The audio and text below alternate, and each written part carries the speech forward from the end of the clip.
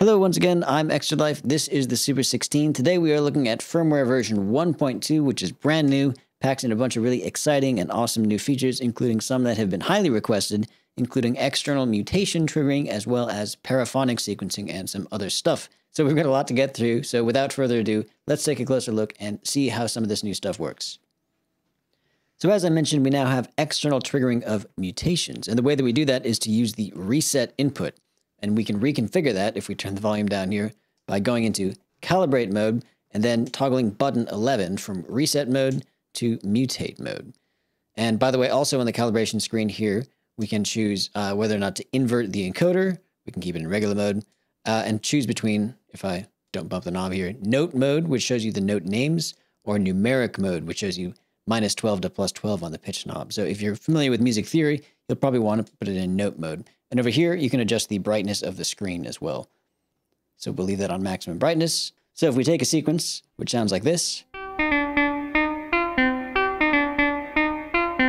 we can plug in an external trigger. In this case, it'll be an LFO. This is just a square wave coming out of the second channel of peaks, and we can control the speed here. So we'll set it nice and slow, and then we press play on our sequence, and we should get external triggering of the repeat mutation here.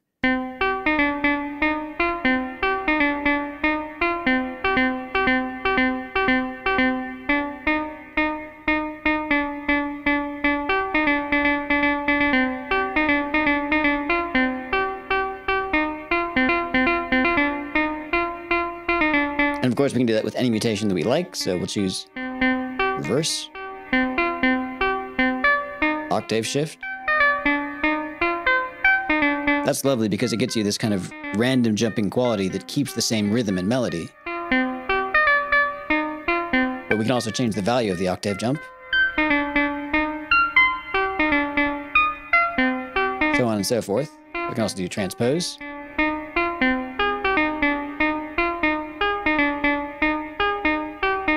So we get a pseudo-random note generation, or we can just totally randomize what we like here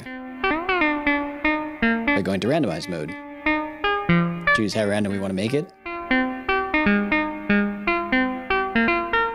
Now we have a pseudo-random sequence going, using this external trigger to vary where the mutation actually lands. Rather than recording in the same randomized mutation data, we can randomize the randomization, which really gets to a new level of generative sequencing.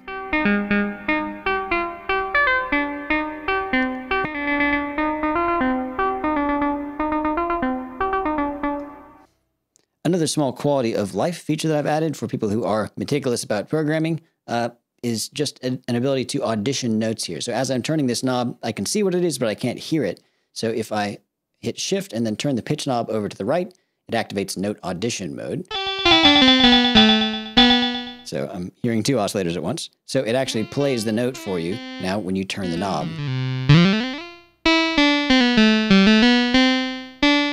So if we're listening to this while it's playing, we don't have to wait until that note comes around to change it and hear it.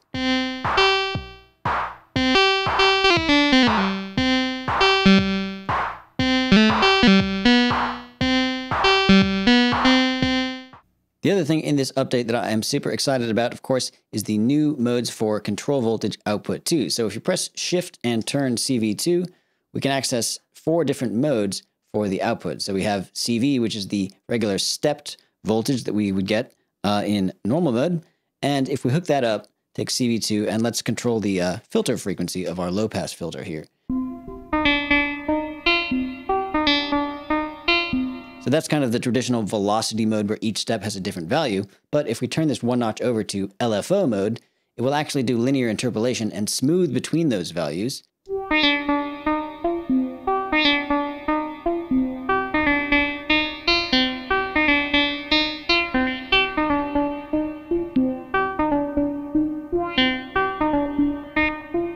The thing I'm most excited about, though, are 2 new modes for paraphonic sequencing. So if we turn this one notch further, we have interval mode and note mode. And what this does is it turns the CV output into a second 1 volt per octave pitch output. So if we take that and we plug it into the 1 volt per octave input of another oscillator, we can blend that with our pitch signal here, and we can get a paraphonic sequence composed of 2 different notes. So we can record in some pitch data and create a harmonized sequence.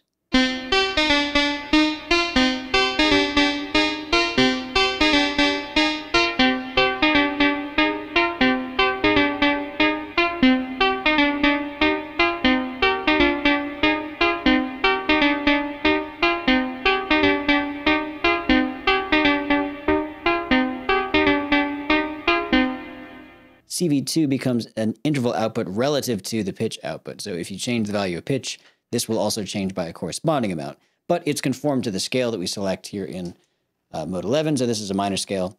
And we get essentially a diatonic harmony produced from the pitch output and whatever interval we select for this step. If we want to disable the scale, we can get that perfect fifth to be preserved.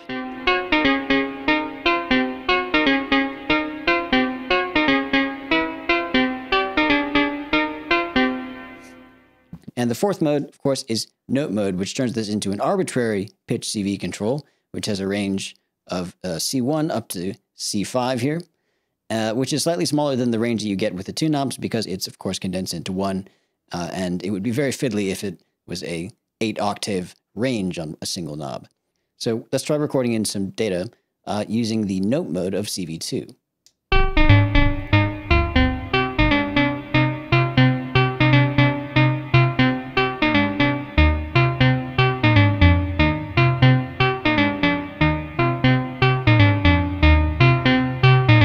We can even use it to write multi-bar bass lines where the melody stays the same and repeats, but we have a different bass line going. So let's copy bar 1 to bar 2, change our sequence length to 32 steps. If you hold shift while you're changing the length parameter, it gives you multiples of 4, which is pretty nice. Now we can record in a different harmony for bar 2 while bar 1 kind of repeats.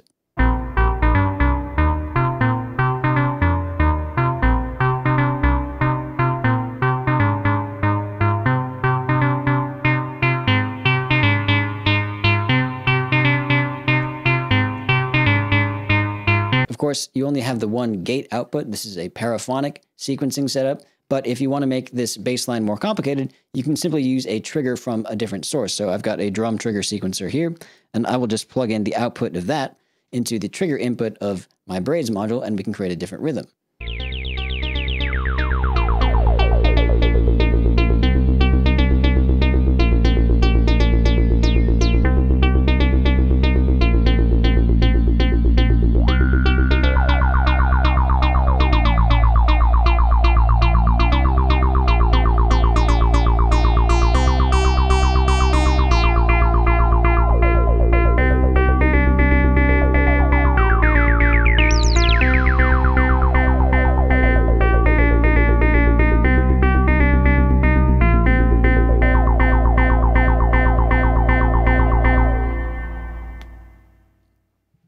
Really fun to play around with. I've been kind of going crazy with all the possibilities. It's unlocked. Even just having two oscillators and a single voice going through the same VCA and filter, you can create a lot of really interesting and dense harmonic complexity.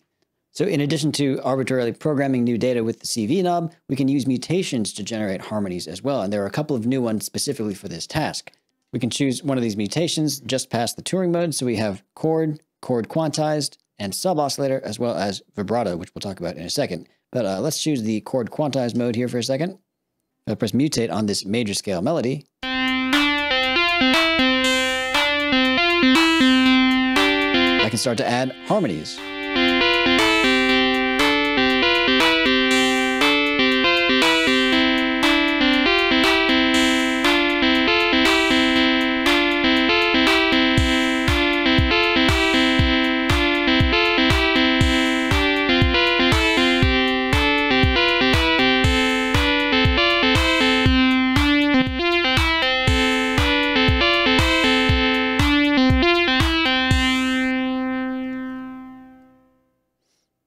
And if we want to get a more kind of housey, darker vibe out of it, we can use the unquantized chord mode. And let's choose a minor scale here. And then we can get exact perfect fifths that are not conformed to the scale, even though our main melody might be in the minor scale here. Oh yeah, the 90s called.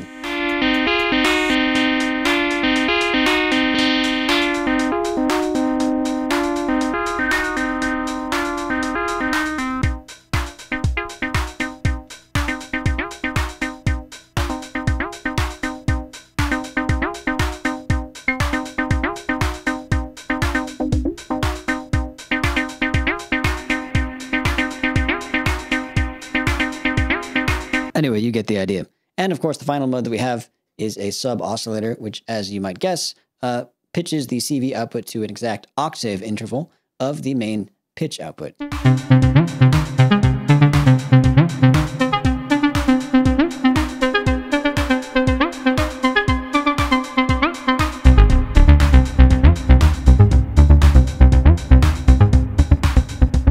This also works with our generative mutation mode. So if we start from a blank slate here and choose ourselves a scale, we can just simply turn on our Turing modes and generate completely new sequences from scratch on the fly.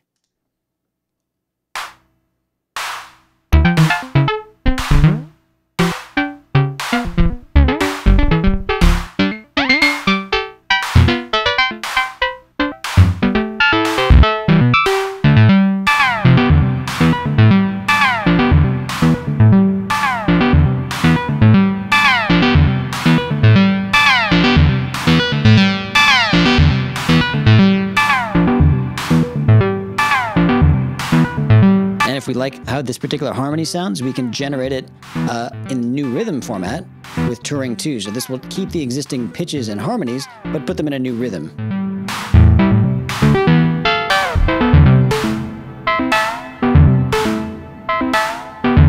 Yeah.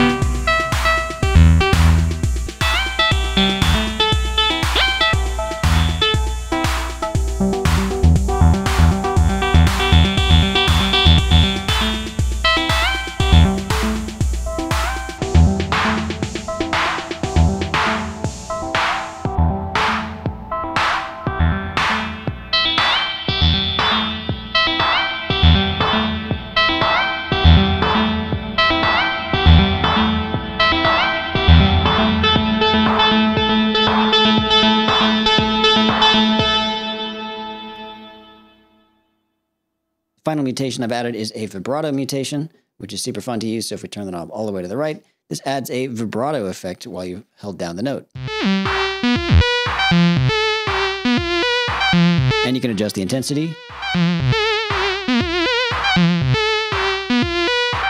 And record it like any other mutation.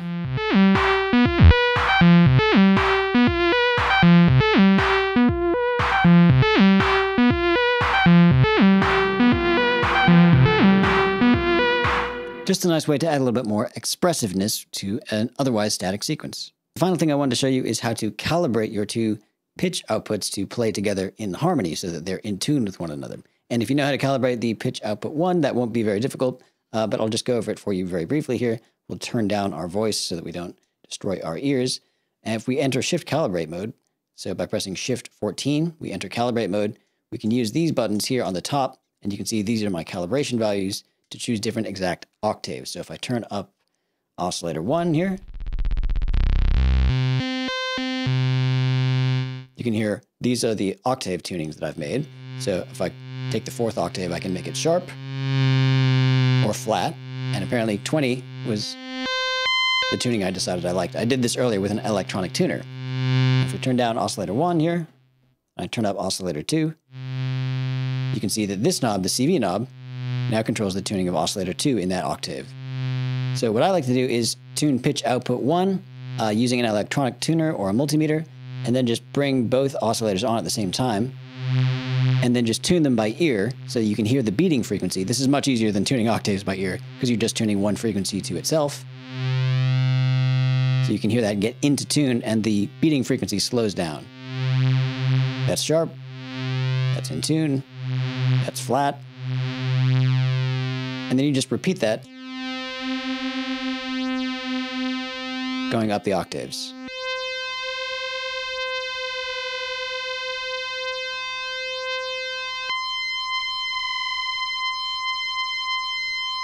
And when you're done, of course, you press Save to save those values to the E² prom so that your machine stays calibrated.